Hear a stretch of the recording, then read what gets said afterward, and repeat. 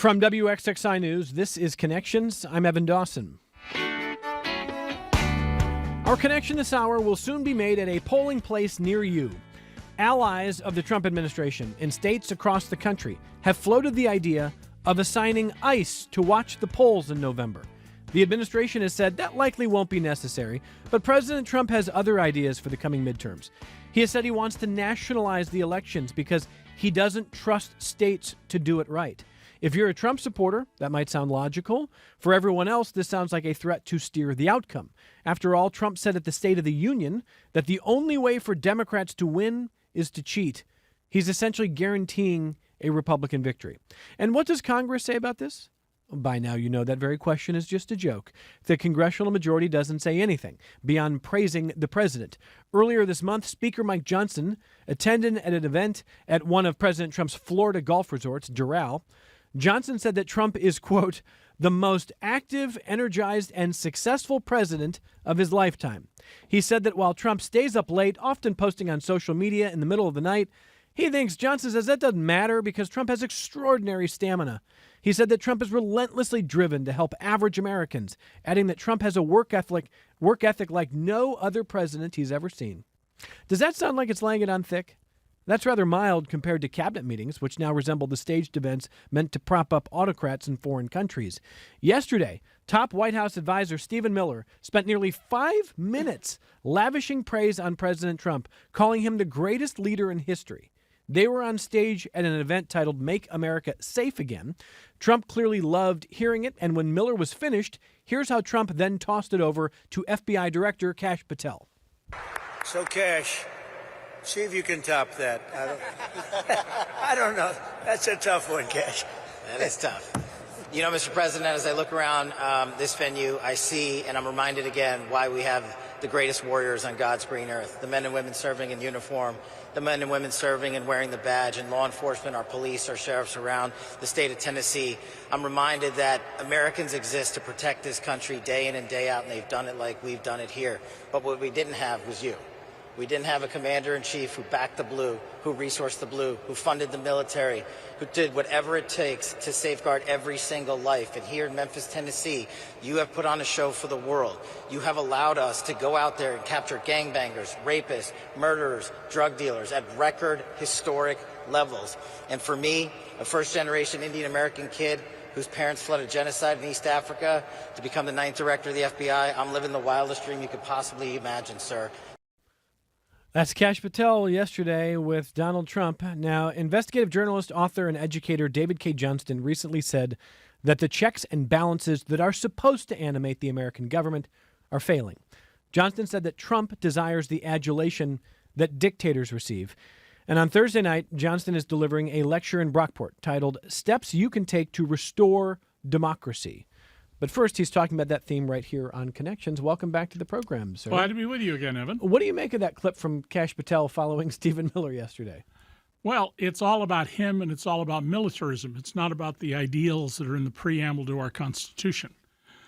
We started this country as an idea, and the idea was that we can choose our own fate, and that if we have a system of ordered liberty, that we can see what ennobling the human spirit in a system of ordered liberty will make possible. What can we achieve?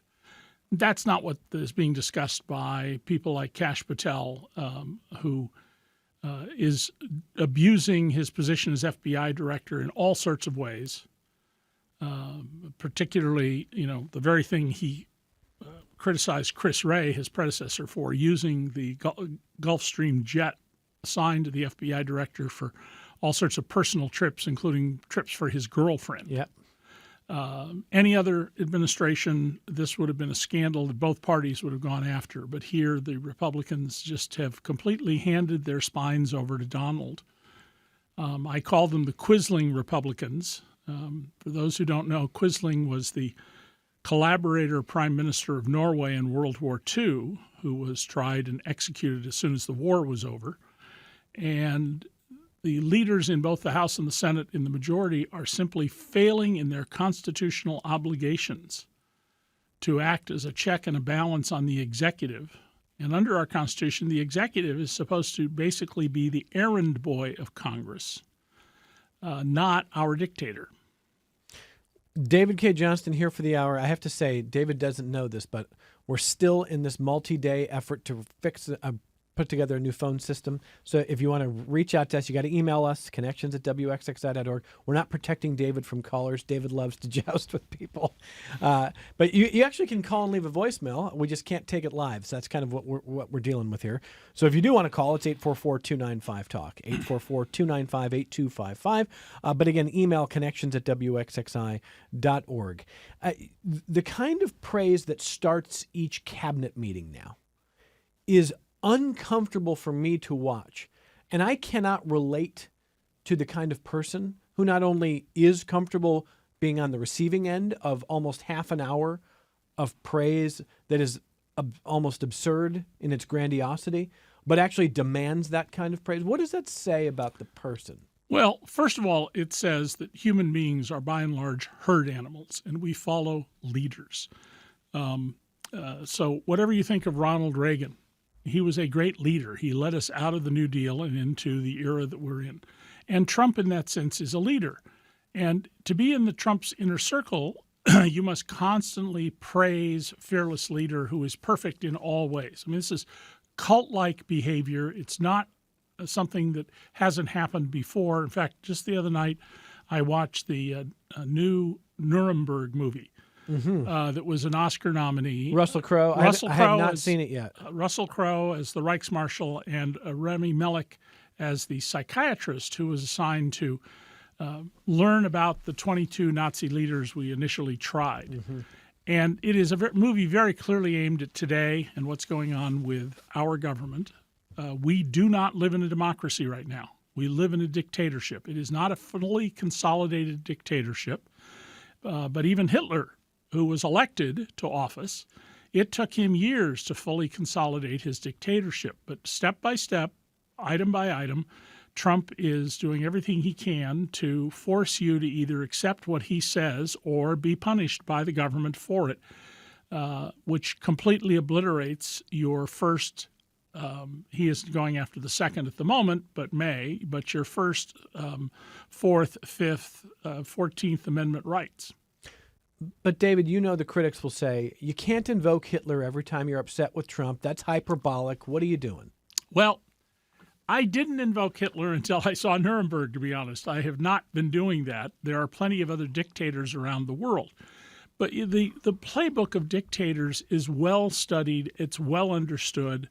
I've read the works of the leading scholars in this field and with journalists in this field. And the key things dictators have to do are to quash any dissent, to use force or the threat of force to discourage people from standing up, to try to take away independent courts.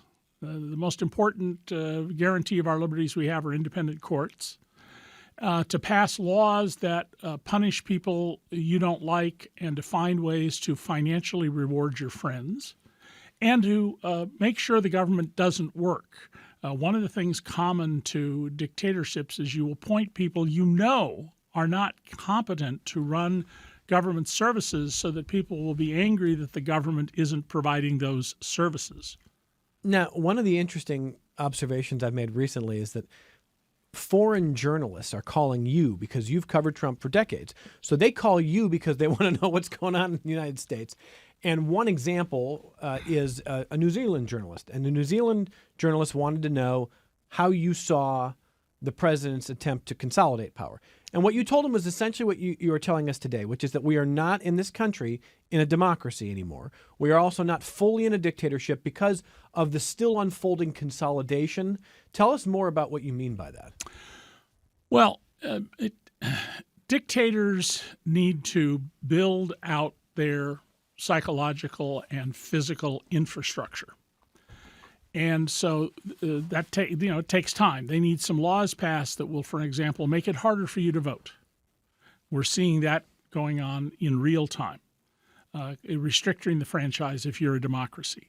They need to replace military officers who are loyal to the Constitution with those who will be loyal to the leader of the cult or the dictatorship. And we've seen some of that, not as much as I expected, but we clearly have seen a number of totally qualified people dismissed. The Trump administration has dismissed the very best people dealing with Iran in a counterintelligence fashion, dealing with Russia in counterintelligence. Then you reward people who you think will do anything for you. So one of the things that we've astonishingly seen under Trump is the pardoning, not just of the J6 people who tried to overthrow the government, what Trump calls a day of love, but the former president of Honduras, who was involved in or was convicted of 400 tons of cocaine. Cocaine is sold by the gram. There are 28 grams to an ounce, 16 ounces to a pound, and we're talking about 400 tons. He's pardoned a number of pedophiles, pardoned financial crooks who ran schemes and ripped off people for billions of dollars that they no longer have to pay back from their ill-got goods. They now get to keep the money they stole. Donald is an actively pro-criminal president. Now, one of the things that I've known Donald almost 40 years, spent hundreds of hours with him, studied him closely. It's important to understand that Donald is the third-generation head of a four-generation white-collar crime family. It's not the only white-collar crime family in America. We have a bunch of them, but we focus most of our law enforcement resources on street crime, which is falling dramatically in this country. Just as an example. And it was in the Biden administration, too. It was in the Biden administration, and it only upticked during Trump's first term. The trend has been downward for a long time. And a good example of this is when I was covering the LAPD for the LA Times, we had 1,028 murders in 1980. Last year they had 232. And the city has a third more population than it did. So the murder rate in Los Angeles has fallen 85%. Since 1980. Since 1980. Yeah. And all across the country, that's what we're seeing. Less and less street crime, but we're seeing more and more sophisticated white-collar crime with people who steal with a pen, who steal through economic extortion, not through threats of we're going to break your legs. Is it that sophisticated? Yeah. I don't know if that's the right term from what I've seen. I mean, it is beyond question that the Trump administration is selling clemency and pardons. And while granting clemency or a pardon is an official act, and therefore no president, no matter how outrageous the pardon is or the clemency, can be prosecuted, arranging to take money, even if it's not for yourself, it's for an ally, which is what's going on here, that's a crime. And Donald Trump should be prosecuted for that as soon as he's out of office, assuming he leaves office. And that's not at all clear. So what does the final consolidation of power in this particular government look like? In the next 1 to 2, before the end of this term, what could it look like? Well, they must retain control of the House and the Senate.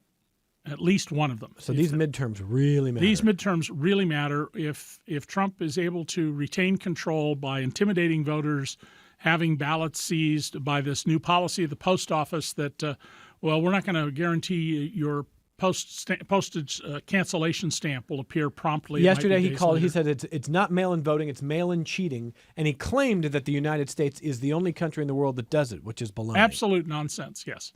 And then the post office just got a Supreme Court ruling that even if two postal workers refuse to deliver your mail to you because they're racist and they don't like your race, which is the actual case in front of them, you don't have a case. There is no requirement that the Postal Service actually deliver your mail to you. That is an astonishingly helpful to a dictator decision. The dissents in that are, I think, very important. But you need to get control of the courts. You need to maintain control of the Congress, or at least get it to be neutralized. And then you need to have the threat of state violence. And one of the questions people should ask themselves is, why are we buying up these empty warehouses, and not for reduced prices because they've been sitting empty for a long time, but for premiums? In one case, we're paying 6 times the value of that building, and perhaps 10 times the value of it, depending on how you want to measure it. And who owns this particular building? It turns out to be a Russian oligarch. Why are we putting money in the pockets of Russian oligarchs? And why are we building detention centers to hold hundreds of thousands of people? Well, you would only do that if you intend to round up people. And so what did Donald Trump say over the weekend in writing on Truth Social? Now that we've defeated the Iranians, we only have to deal with the real enemy, the Democrats, the lunatic Democrats. He's calling people who belong to the other party enemy. And you shouldn't miss what he's planning to do here. You will either obey Donald Trump or you will find yourself at risk of being locked up, of your employer being pressured to fire you, your bankers being pressured to call any notes you have, unless you bend your knee, or he loses his power because we put in a new majority in Congress. So let's talk about this coming election then, because that consolidation of power hinges on that control. You talked about his need for Congress to be, Neutered. Obsequious, whatever. But they are. They've self-neutered. Yes. The majority has. And I don't say this I hope, as a partisan, although I got an email yesterday from someone saying, we're not representing the pro-Trump view enough here. And I actually do try to find plenty of folks who would. Yeah, people should hear unfiltered what the Trump argument is. It's not easy to get them to come on this program. Listen, but we try. I do overseas TV almost every day of the week, and often twice a day. And the people I am put up against on a panel who are pro-Trump almost always are ill-informed, don't know the most basic facts, but they do know how to express what Donald has said in his tweets or his Truth Socials. Okay. Well, I just want to kind of preface this part of the conversation by saying, that email, which I read on the air in full, criticizing us and what we do here, is we take it to heart. We do want I want to understand the way people vote. I want to understand the way people think. Yep. I think that's key to where we go next as a country. But I don't consider myself anti-Republican or anti-conservative. I think it is important to try to speak with clear eyes and clear intentions here. It is not good to have one-party government. I mean, we have some counties in the eastern quadrant of the U.S. where one party or the other has controlled the county government for 100 years. What about cities? Cities are very blue. Counties. And when you have one-party rule, eventually you get inefficiency, corruption. That's why it's important to have two large parties. We used to have elections that pointed toward the middle of the country, but we have so developed gerrymandering with computers that we now have much more extreme people being elected, both left and right in this country, and that's just not good for democracy. And so where this goes in November is hard to predict sitting here in March. A couple weeks ago, that's when the buzz started that, the White House is going to deploy ICE to be poll watchers. And DHS has said, we don't think we have to do that. We don't know. We don't think we have to do that. But the president has said mail-in voting should be disallowed. He calls it mail-in cheating. And he wants federal control over these elections because he says there's too many states that would rig it for the Democrats otherwise. So what of those options do you think is likely, and what can people do about it? Well, the first thing people should know is that there's a federal law that you can't have troops, law enforcement within 1,000 feet of a polling place. On the other hand, put them within 1,000 feet of a lot of polling places, you could have a checkpoint on the road to intimidate people. Right. For a half century, the Republican Party was under a federal court order that they were not to call up people and say, if you show up at the voting place, we're going to arrest you. We have a warrant for your arrest. A court finally held that, this hasn't been a problem for a half century. We're going to lift the court order. And literally the next day, that policy was revived by the Republicans. They're trying to limit the number of places you can go to vote to do this. So limiting the vote, trying to get votes thrown out, and then no matter the outcome, if you lose, claiming it was rigged, are going to be fundamental elements you're going to see. Donald is incapable of accepting that he didn't win. Doesn't matter what the facts show. That's not possible in his mind. So I think you're going to see a lot of effort. So one of the most important things to do is register to vote, get other people to register to vote, check 2 weeks out from the election and maybe again a couple of days before to make sure you're still on the voter rolls. If you're a lawyer, every lawyer in this country should volunteer to take off Monday, Tuesday, and Wednesday of election week in November and make themselves available. A day's training, they can learn enough election law to go to court and go to election boards on behalf of people. If you go to a polling place and they tell you can't vote, ask for a provisional ballot. That's a ballot that will be reviewed, and then they'll decide whether to count it. But do not turn around and walk away. Do they want people to walk out, you think? Oh, absolutely. And they do things like in Dodge City, Kansas, that is the iconic city of the Old West in America, Manifest Destiny, cowboys. They created a single polling place. It is at the end of the bus line and then a 1 mile walk outside the city, which is about 32% Hispanic, deliberately done so that poor people without cars wouldn't vote. We've seen in the most recent by-elections people standing in line, and because the voting machines aren't working properly or there's some other problem, then that we have when the time for the polls to close, there's an argument made by Trumpers. Well, those people standing in line, they should have gotten there earlier. Their vote shouldn't be counted. Mm-hmm. And if a judge says no, everybody in line gets to vote, right, then there's challenges to those votes. Taking away the legitimacy of elections and making you question the legitimacy of elections is a key dictator's play. And don't forget, there were 61 cases brought over the 2020 election. And every time a federal judge would say, well, counselor, what evidence of fraud do you have? The answer was the same. Well, we don't have any evidence. We just know there was fraud. That's not how it works in courts. You have to have actual evidence. The pro-Trump argument here would sound something like this. They would say, you talk a lot about how the president isn't going to allow for a legitimate election. But you sound like if you don't win, you want to go to court. If you don't win, you want to marshal attorneys. Yeah. You won't be able to accept losing. I think that we have good reason to trust election results in this country. We have had recounts of votes where, for instance, Arizona, Trump and Kerry Lake have claimed the election was stolen. That's right. And recount after recount around the country at enormous expense has shown the voting counts were accurate. There is absolutely no evidence of massive voter fraud. I mean, the Heritage Foundation, the right-wing organization that wrote Project 2025, which Trump blessed when it began and then said, I know nothing about, and then has been implementing ever since, their own research found a handful of fraudulent voting by non-citizens. And all of them, if I recall correctly, or almost all of them, had a green card, and they thought a green card entitled them to vote.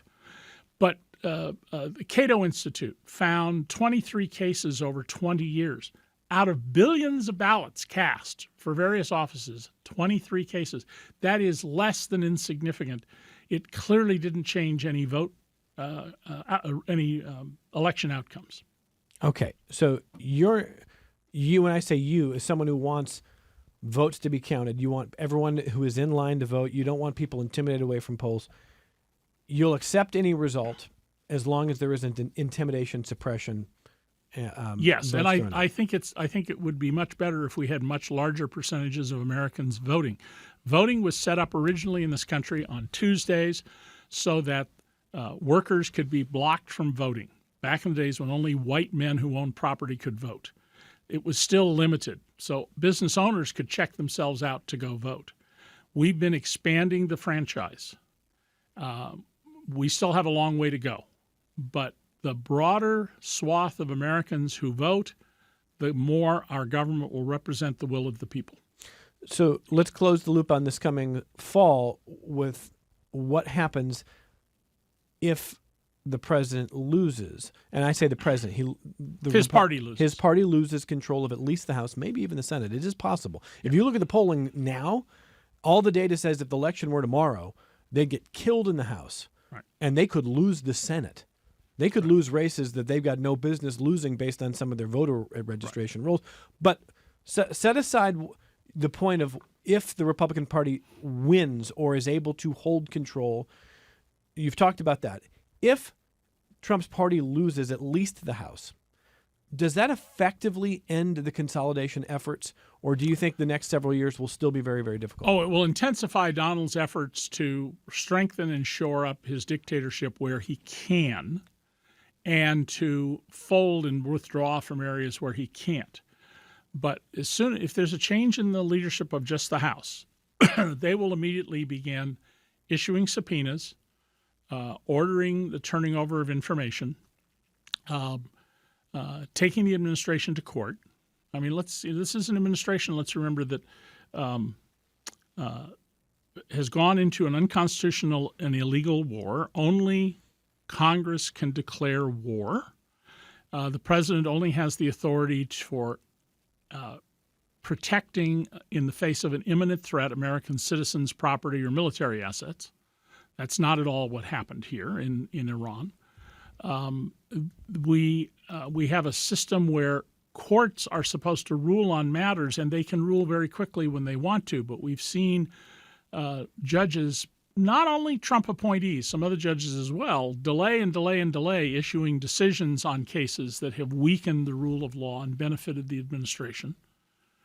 And if the Republicans lose control of either chamber, and especially if they lose both, then you're going to see Trump do everything he can to stymie those efforts. And in all of this, don't forget the Epstein files. Well, I mean, I think in many ways that's been put on the back burner with a war in Iran, an energy crisis growing by the day, an affordability. The federal government is capable of chewing gum and walking at the same time. If they desire to. Exactly. And that's, Ro Khanna, Thomas Massie working across the aisle have done what they can in Congress for the moment to try to compel more releases. One of the things the Democrats, because they're in the minority, I suspect haven't done as a strategy matter is seek Epstein file records that are not in the possession of the FBI. When the FBI raided the 3 locations of Epstein, the government is required to turn over a detailed inventory of everything they took. And we know that they took a lot of CD discs of audio and video. Likely those are central to the extortion racket that was being run by Jeffrey Epstein, where he got very wealthy men in compromising positions. And then how much would you pay as a multi-billionaire to not have your life ruined and spend the rest of your life in prison because you got lured into having sex with a girl who is beneath the age of consent? And that was his racket, plain and clear. There's no difficulty understanding what he was doing from what's already in the public record. But the FBI is not the only source of those documents.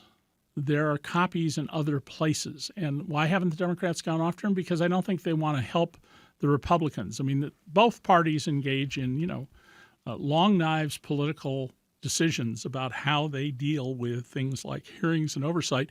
And the Democrats want to hang Jeffrey Epstein and pedophilia around the necks of every Republican running for office.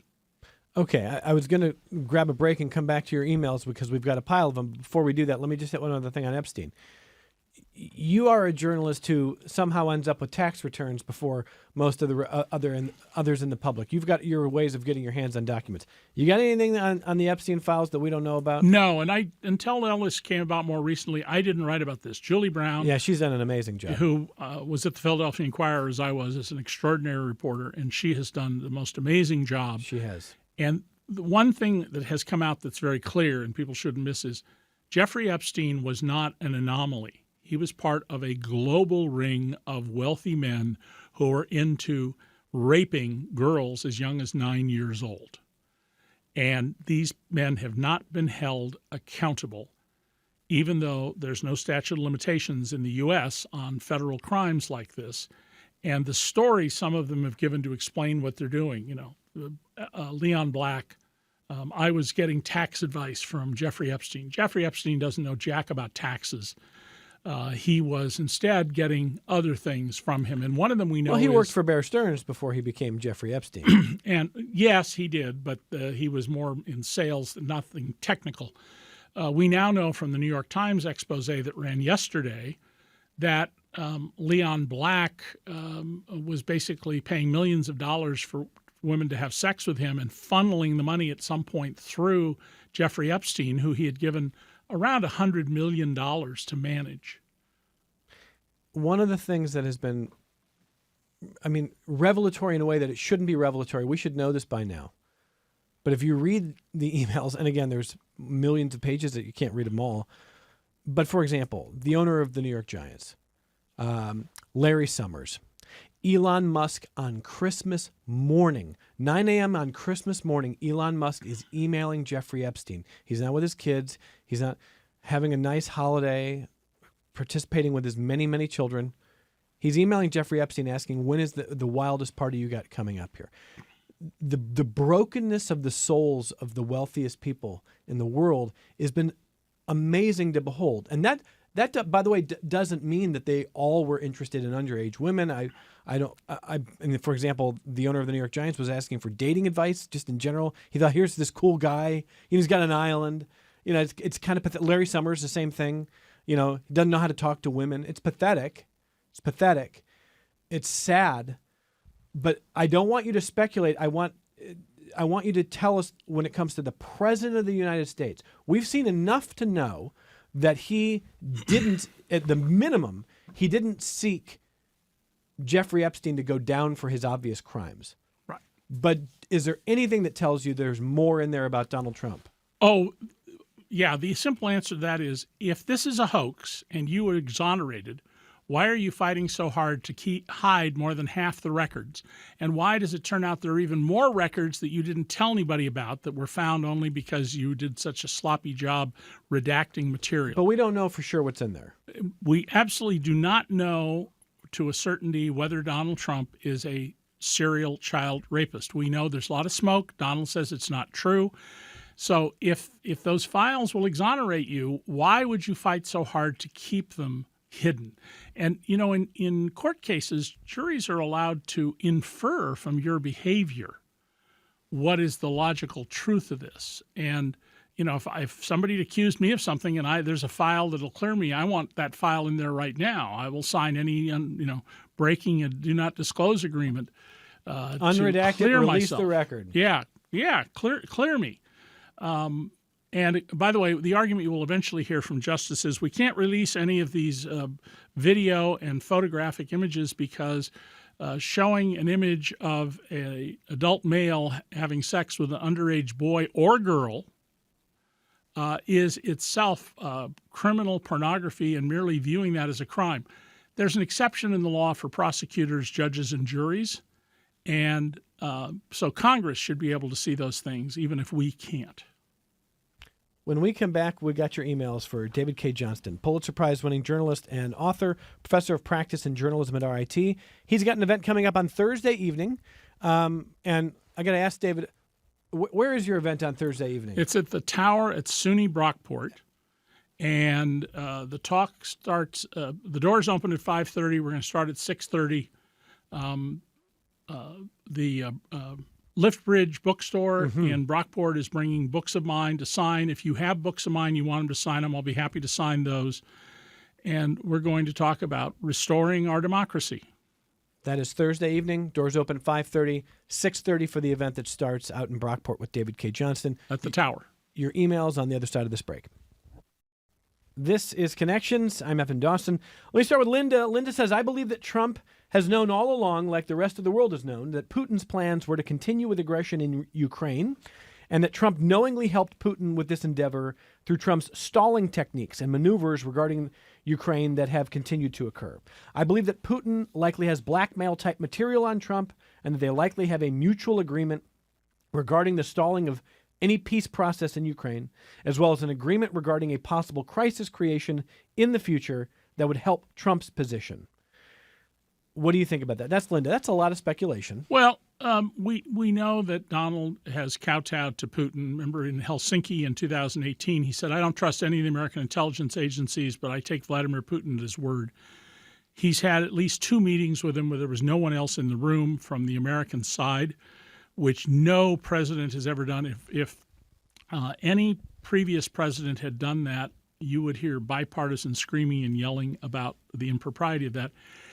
And Donald Trump just handed a huge benefit to Putin. The Russian economy is in serious collapse.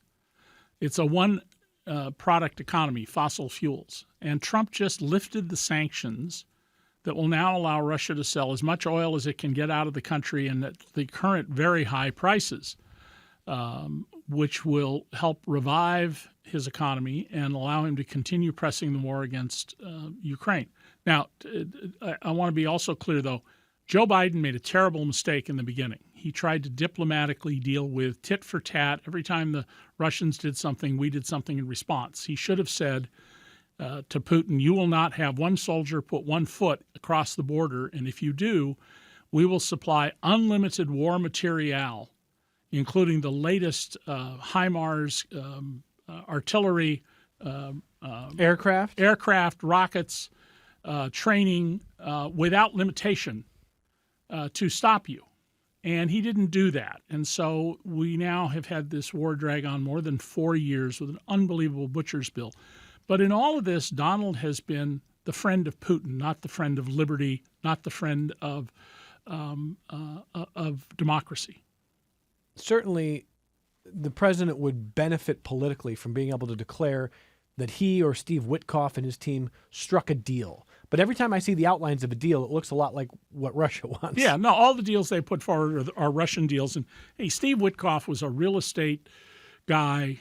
Jared Kushner, who comes from another white-collar crime family, he has no experience in this diplomacy. You know, there are serious diplomats who know how to do this, but it's very clear that the Russian game here is attrition. Just let it drag out, and eventually we will succeed. And Putin doesn't care how many young Russian men he has to kill to do that. Rachel in Canandaigua says, "Thanks for bringing David Cay Johnston back. If anyone has the answers, he will. Every day it seems we have a new," this is Rachel's email, "a new fresh hell to contend with from this administration. Please discuss effective ways to fight back against the nightmare. The latest news from Steve Bannon is that putting ICE in the airport is practice for deploying them at polling places. How can we stop that?" Well, we can stop the polling places very simply. It's against the law. And that's where, if you're listening to this show, if you're a lawyer or if you know a lawyer, you really need to try and talk them into taking off so that Sunday, Monday, Tuesday, and Wednesday of election week in November, the lawyer can, having gotten some training, help with ballots that people are not being allowed to cast. Now, this is not particularly a problem in Monroe County or anywhere in New York State, but it's not very far away to Pennsylvania. It's not very far away to Ohio, and there will definitely be problems there. As an individual, hook yourself up with people who care about election integrity, Indivisible, a whole variety of other groups. Reserve a hotel room somewhere. Go and agree to drive people to the polls. With GPS in your car, you can go to a town you've never been to and drive people. It does take 2 people. You need to have 2 people, husband and wife. This is perfect for. But, you know, be a citizen. At the end of the day, votes matter. I do. It's an interesting point about what connects citizenry and all the different ways that people feel disconnected from their society, their country, their communities. I wonder if this kind of thing will galvanize people. Well, we'll get a bit of a touch of that on the 28th of this month when they have the next No Kings March. Not well-timed, in my opinion, because it's not warm enough yet. But you got to get out twice the size of the last No Kings demonstration to really begin to have a serious political effect.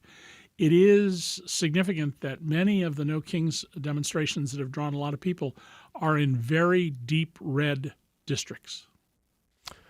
We're going to listen to a voicemail that we have. Again, I want to say we're continually working. We'll have it fixed soon where we can take live calls, but just dealing with phone system issues. It's tech. It happens.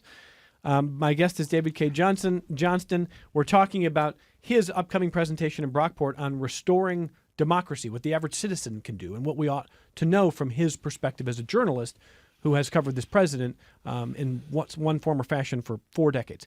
So Kevin and Victor, we're going to listen to the whole voicemail, and we'll have David respond. Let's listen. Hello, Evan. This is Kevin from Victor. I just wanted to reiterate a couple things that David Cay Johnston said in past shows that are truly important. Well, one is that there are going to be firing squads under Donald Trump. He said that 4 different times, alarming some of your listeners. He said that Mueller was going to find all kinds of collusion between Trump and Russia, which of course didn't. He said that the 6 conservative justices on the Supreme Court were 5 white supremacists and 1 incompetent black man who did not belong in any court. So who's the white supremacist, David Cay? But of course, that's absurd. Amy Coney Barrett has adopted children from Haiti. Neil Gorsuch has been articulate in defending Native American rights. And of course, the last time he was on, he said that he was sure Donald Trump had sex with a 12-year-old girl in the past. I could go on, but those things I think disqualify David Cay Johnston as being a legitimate voice for truth. And I don't know why you keep bringing him on, because to a lot of people he's just kind of a crazy buffoon. As far as concerning the email you read last night, asking you to have more conservative perspectives, I think you can do that. I don't think it's because people won't come on your show. I think it's maybe you're not trying hard enough. So I hope you do, Evan. Love you like a nephew. God bless you. See you later. That's a very nice sign-off, Kevin, and I do appreciate that. I sincerely. David Cay Johnston, there's a lot there. Go ahead. Well, all dictatorships ultimately have firing squads. That's what I've said about Donald Trump. In fact, I've been very careful to say it may not happen while he's president, but if we become a dictatorship, there will be firing squads of their equivalent. Show me a dictatorship that doesn't have them. Iran, Saudi Arabia, Russia, China, North Korea. But Kevin says that is so hyperbolic here that you're just taking that leap 4 miles down the road. It is the nature of dictatorships. They also have to purge people in the inner circle. Why? Because that's part of maintaining discipline and total obedience to the dictator. But there are lots of books Kevin can go get and read on the how dictatorships work, and they will all confirm what I've said.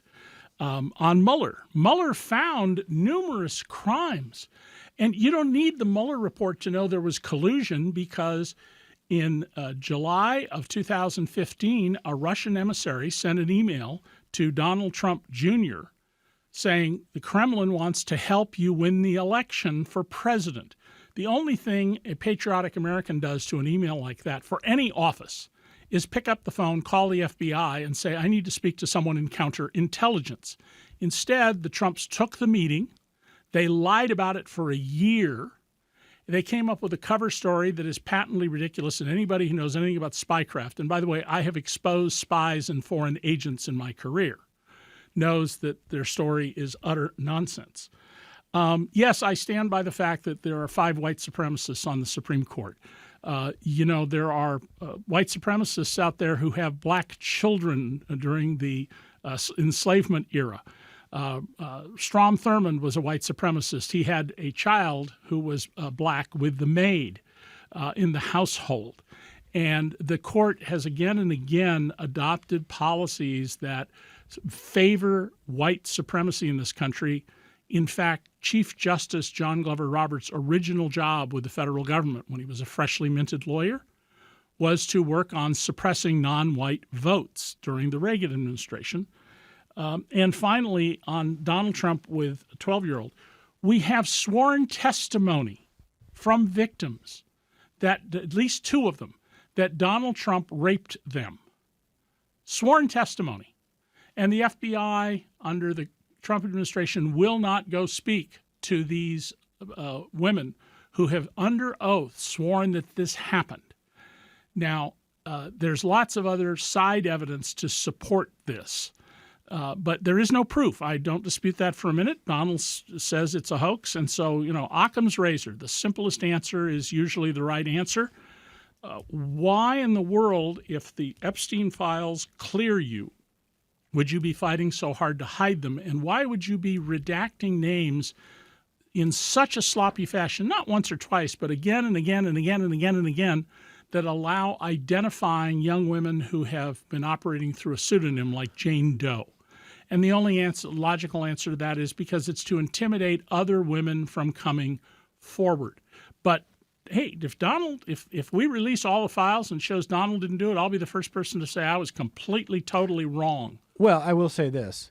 You can release the rest of the files and his name could be in 0 of them. And it doesn't change the fact that he was aware for years what Epstein was doing. And the most he did was by 2017 said, I don't want him back at Mar-a-Lago. Not call the feds, not use the power of politics. And even that story about sure. is now under attack from people who know the inside part of that. So if I can just, Kevin, your last point.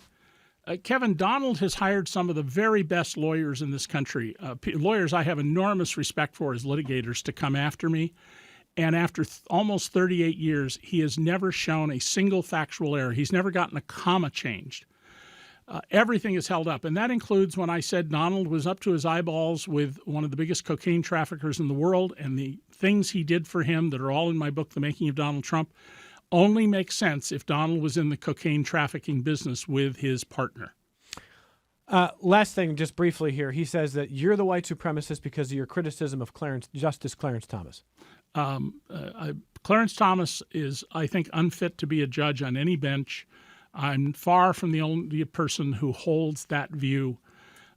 Thomas has, in numerous decisions and statements, including what's called dicta, made it clear he's unfit. And I'll give you a good example. He's argued that Utah could choose to become a theocracy.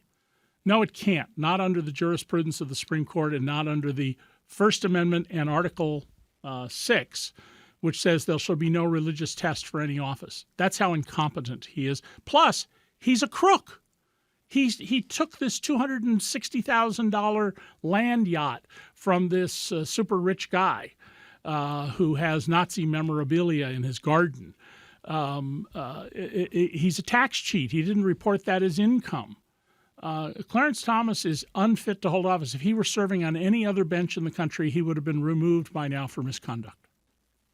Alex writes to say, people concerned trolling about mail-in voting or voter ID fraud have just never witnessed the process. I volunteered with Monroe County for the 2022 general elections with absentee and mail-in ballots. There are so many fail-safes and sets of eyes, bipartisan sets of eyes, that fraud is statistically impossible. People put more trust in institutions with crappier track records, such as boomers and Facebook.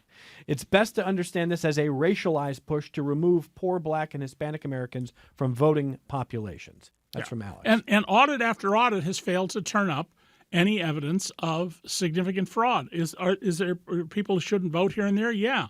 25 of them in 20 years or 23 in 20 years in the whole country? That's just bupkis. Charlie, we've got to go fast here, says, thanks for having Mr. Johnston on the show. The average American is ill-informed, and I truly believe a lot of people are not nice people, exactly what philosopher Viktor Frankl discovered during the Holocaust. The majority of people turned out to not be good, and the challenge is to join the good people. Do you agree with that? I think most people are, in fact, good, but it's very easy to get people to do things they shouldn't do, and that's why I strongly encourage people to watch the Russell Crowe, Rami Malek movie, Nuremberg. It is very educational on how it is that people come to embrace evil and become blind to it.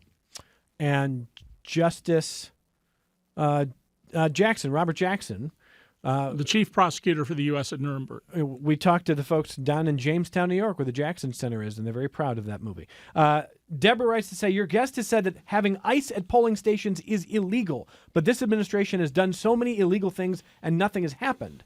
So here's the scenario. They put ICE at polling stations on Election Day in November.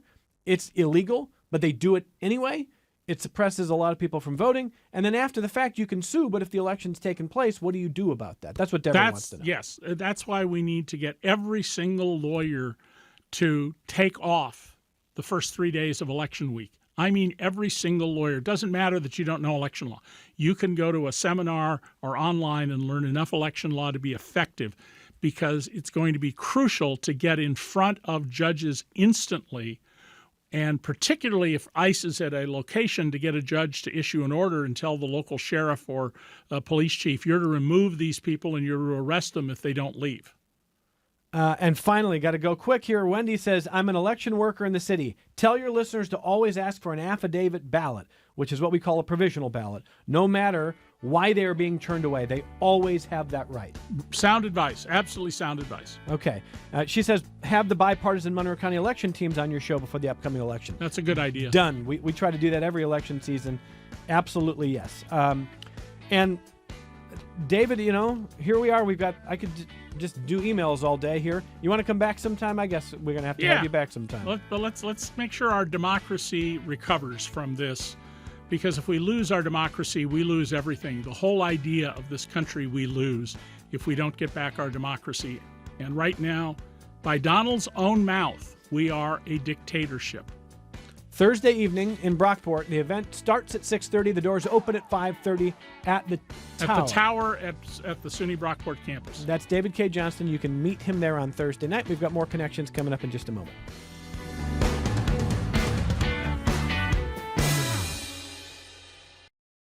This program is a production of WXXI Public Radio.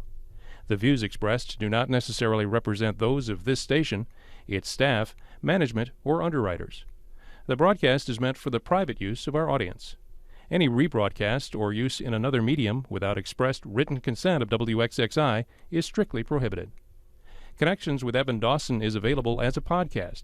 Just click on the Connections link at WXXInews.org.